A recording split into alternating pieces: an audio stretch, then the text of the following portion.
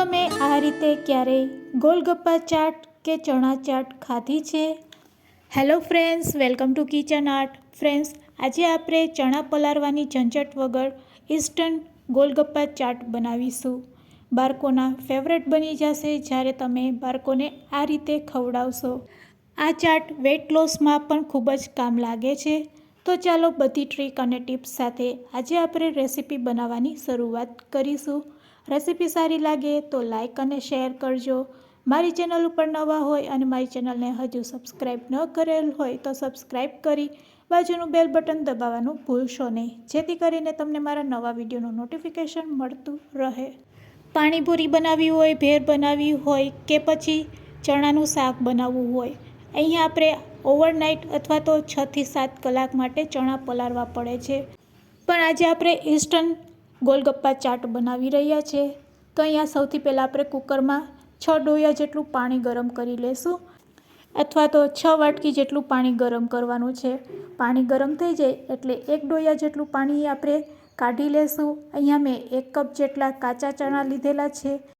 હવે ચણા હોય છે તે કઠણ હોય છે, તેને સોફ્ટ કરવા માટે તમે ગરમ પાણીથી તેને ધોશો એટલે તે સરસ સોફ્ટ થઈ જાય છે. તો અહીંયા આપણે ગરમ પાણીથી જ આ રીતે ચણાને પહેલાં ધોઈ લેશું. તો તમે જોઈ શકો છો ચણામાં જેટલી ધૂળ અથવા તો ડસ્ટ હશે તે આ પાણીથી ધોવાઈ જશે અને આપણા ચણા પણ થોડાક સોફ્ટ થઈ જશે. કઠણ દાણો છે એ નરમ પડી જશે અને પછી તમે કુકરમાં નાખશો એટલે દાણો છે એ ઝડપથી પાકી જશે. હવે કુકરમાં એડ કર્યા પછી આ ચણાને તમારે કઈ રીતે બાફવાના છે તેની ટ્રીક પણ મારી પાસે છે.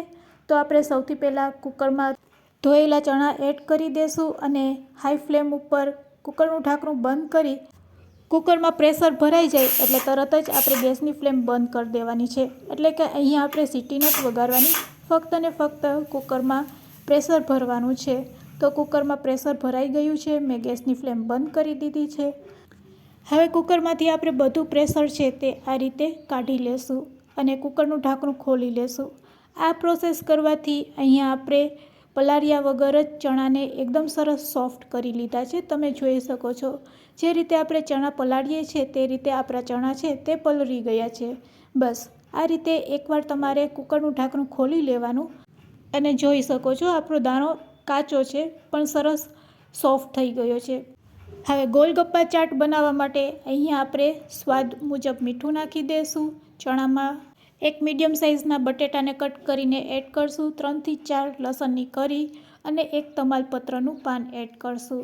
બસ હવે ફરીથી કુકરનું ઢાંકણું આપણે બંધ કરી દેવાનું છે.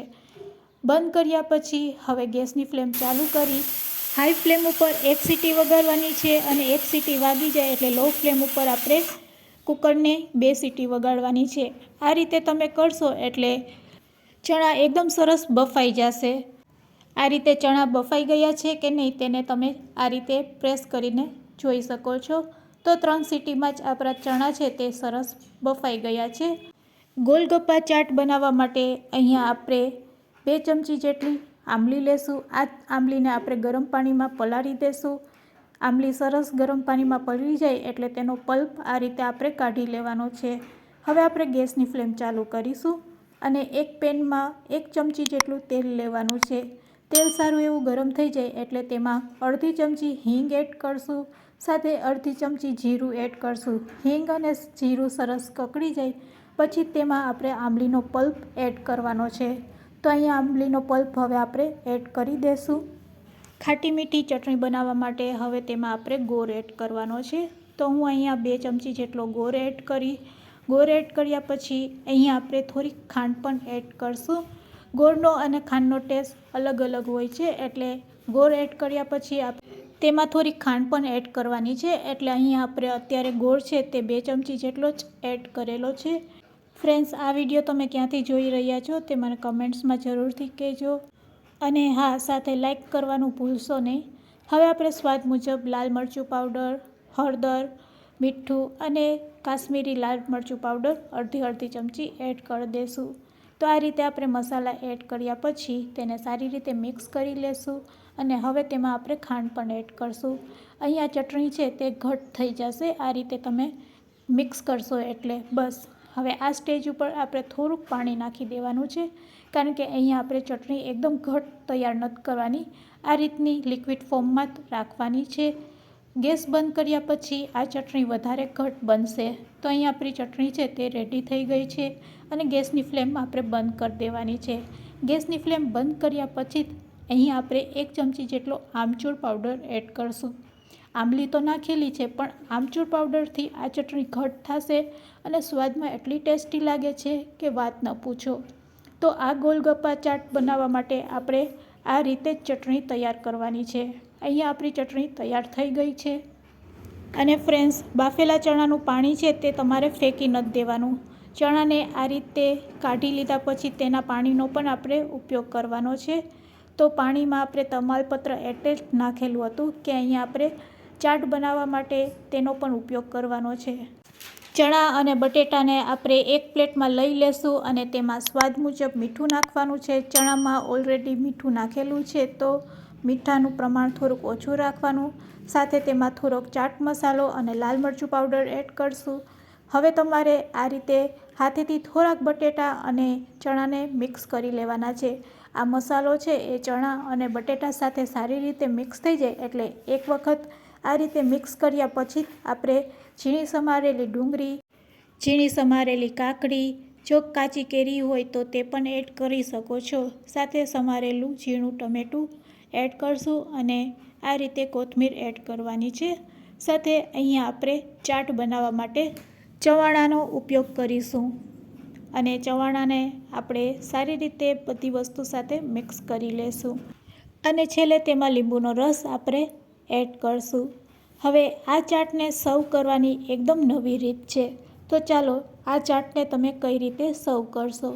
તો આપણે પ્લાસ્ટિકના ગ્લાસ લેવાના છે. સૌથી પહેલાં તળિયે આપણે મમરા એડ કરશું.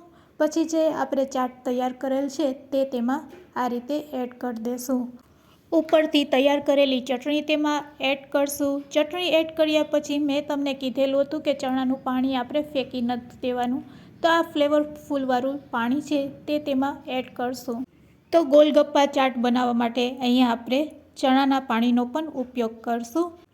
ઉપરથી ચવાણું સ્પ્રેડ કરશું. જો તમારી પાસે પાપડી હોય તો તમે તે પણ એડ કરી શકો છો અને ગોલગપ્પાની પૂરી હોય તો પૂરી પણ તમે આની ઉપર એડ કરી શકો છો. ફરીથી તૈયાર કરેલું ચાટ છે તે એના ઉપર સ્પ્રેડ કરશું. આ રીતે ફરીથી થોડીક ચટણી તમારે સ્પ્રેડ કરવાની છે. સરસ લુક આપવા માટે કોથમીર, ડુંગળી અને ચવાણું ફરીથી આપણે થોડુંક સ્પ્રેડ કરશું. તો વેઇટ લોસ કરવા માટે તેમજ યાદદાસ્ત શક્તિ વધારવા માટે તેમજ બાળકોને તંદુરસ્ત રાખવા માટે આ ગોલગપ્પા ચાટ તમે જરૂરથી ટ્રાય કરજો. અને આજની આ રેસીપી તમને કેવી લાગી તે પણ મને કમેન્ટ્સમાં કહેજો. રેસીપી એન્ડ સુધી જોઈ હોય તો એક લાઇક જરૂરથી આપજો. મારી ચેનલને સબસ્ક્રાઈબ ન કરેલ હોય તો સબસ્ક્રાઈબ જરૂરથી કરી લેજો. અને હા, આ વિડીયો તમારા ફ્રેન્ડ્સ, મિત્ર અને ગ્રુપમાં શેર કરવાનું ભૂલશો નહીં. Thanks for watching. ફરી મળીશું એક નવી જ રેસીપી સાથે.